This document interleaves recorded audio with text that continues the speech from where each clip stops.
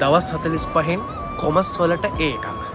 10 ශ්‍රේණිය පළවන පාඩමේ සිට 11 ශ්‍රේණිය අවසාන පාඩම දක්වා සමස්ත කොමස් විෂයේ පාඩම් 20ම නැවත මුල සිට ආවරණය කරන හාෆ් සෙන්චරි වැඩසටහනේ ආරම්භක සම්මන්ත්‍රණය ජනවාරි 5 සදුදා රාත්‍රී 8ට නොමිලේ අපි ලංකාවටම පවත්වනවා. එදාට අපි කතා කරමු දවස් 45න් කොහොමද කොමස් වලට ඒහෙකට යන්නේ කියලා. දවස් 45න් කොමස් වලට ඒකක්.